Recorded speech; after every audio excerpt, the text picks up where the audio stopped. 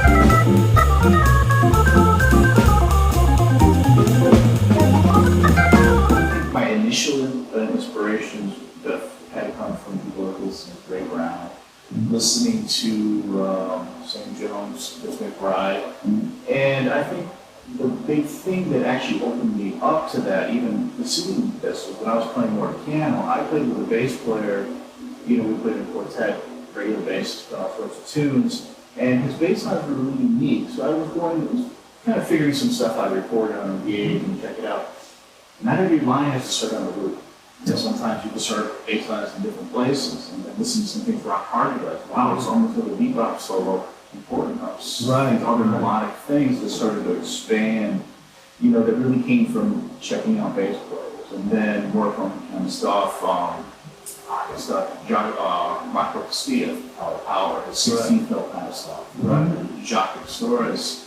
These different things that you're not going to always get from the organ player. And just, talking about imagining different instruments, that was a huge thing for me. Wow, these bass players are doing, and starting to think about that. And then the comping, I've always approached it from two different perspectives. First of all, the supportive comping. Certain my play with Donaldson, for example, Pat Martino with supportive comping, just laying it down.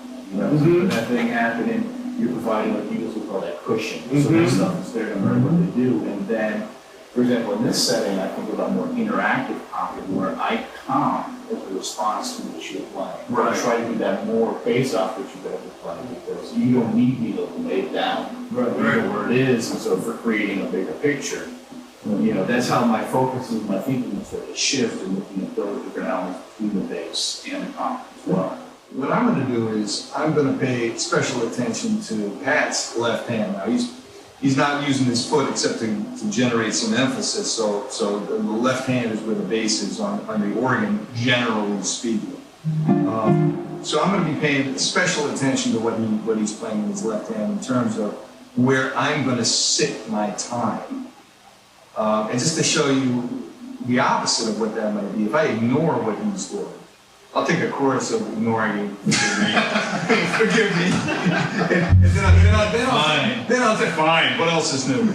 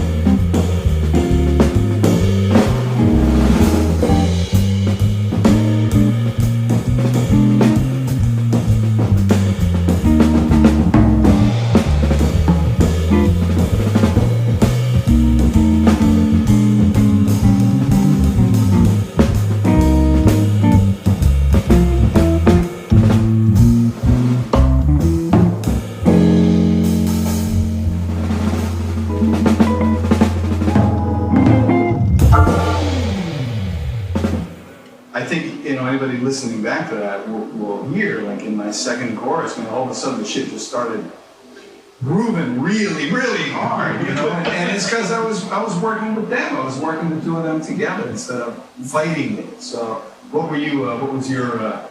My big thing was listening to the upbeats of his ride cymbal tabs. How about that? And finding a triplet and trying to lock up my right hand upbeats with his triplets more. And then he would start playing some things on the snare. I didn't pay attention to that until I heard it, but then later I caught it. I was really trying to focus on that ride cymbal. Right, so really playing off a very, very specific kind of thing. So what was your point? I'm always thinking about just the centerpiece of what's happening in terms of rhythm section playing.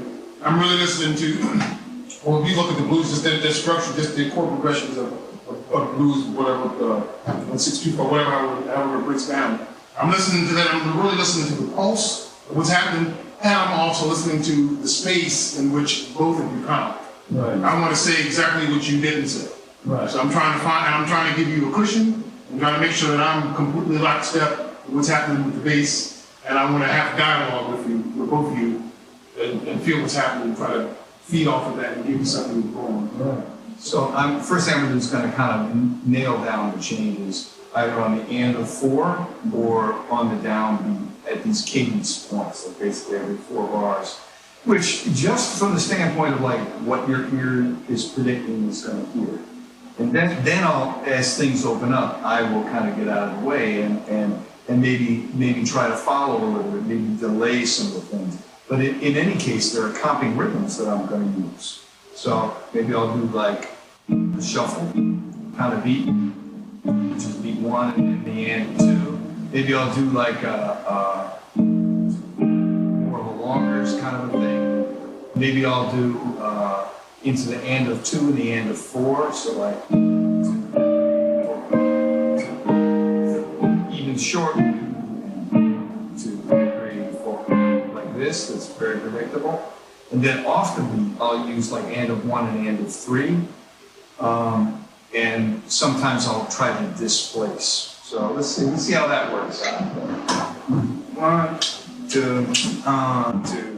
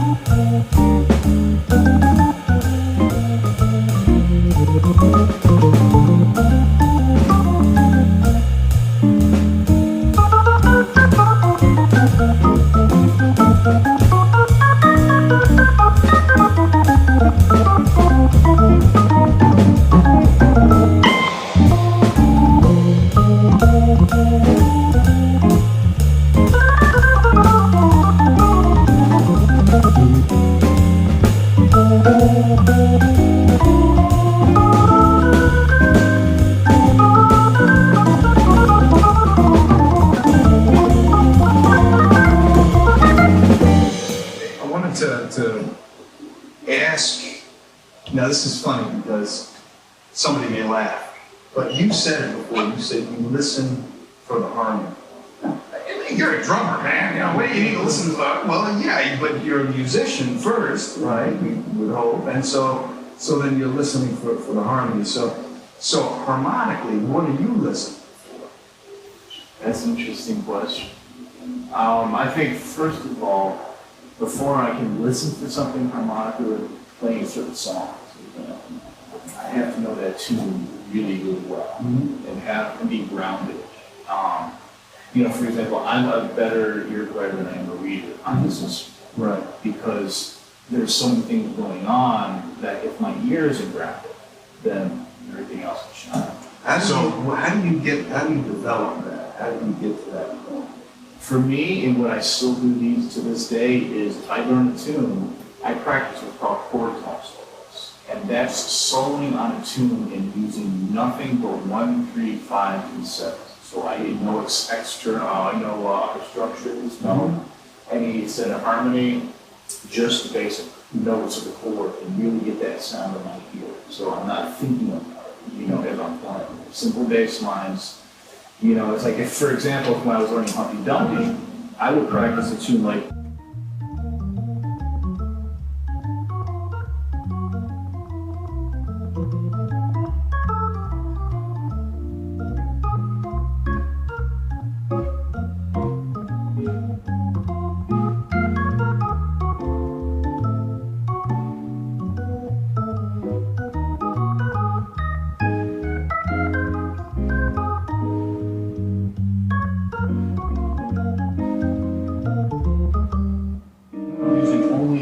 only the chord tones, 1, 3, 5, 7, 8 different. Trying to get creative and then more melodic with it as well, but not giving myself too many choices at first. Because if I have too many things to choose from, then it's, how am I going to put it together? Yeah, exactly. Right. And anybody that was listening may have noticed that when I was comping for that, I also was using only chord voices that had 1, 3, 5, 7. So you could really hear the harmony, the most basic, most simple harmony. And that's a good exercise. I mean, if we're talking about things to work on, to develop your sense of harmony to the point where it's so easy to play through chord changes and you really don't have to think about it. I mean, I think, using the chord tones, that's kind of old school. I mean, you talk about, the sort of modern jazz education starting in the late 70s, being like chord scales. Like, here's the scale fits on this type of chord, and you play this every time. And while that's a nice in, and it gets you playing something right away, I don't think it's as effective as what you're talking about. And I do the same thing when I'm working on it too. A lot of times, I use the additional guitar thing of limiting the strings that I'm playing on or the fingers that I'm using just to do it. How are you approaching the harmony in terms of like what your coloration of music is? Is there a specific thing, or are you just basically the song? And how are you? I'm really just listening to the songs and how you voice whatever chords you're playing, and whatever strikes me. I kind of like play instinctively. So you may play something. The way your voicing may suggest a certain color to me in terms of a different symbol, right?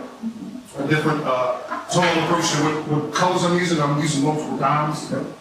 It's kind of like that's the simplest way I can put it. It's like it kind of inspires me to think differently. Right. Depending on how it's opening up. And if it's basic, I'm going to stay basic. Once I open things up, I'm going to kind of like go stretch. I'm going to look for different colors in what I'm doing. So it'll be reactive to the colors that you're hearing around. Exactly. Which I think that's true for all of us as far as that goes. I know one of the things, if we're talking about harmony, is knowing a lot of different sort of harmonic pathways. Like earlier we were playing that For All We Know. And there's a few different ways, you can go about that song, I think. So I think knowing some of those harmonic possibilities, even like on a blues, actually, is great, because then you can be conversing. You feel like playing a little bit more of a blues, and you just try out some different harmony? Yeah.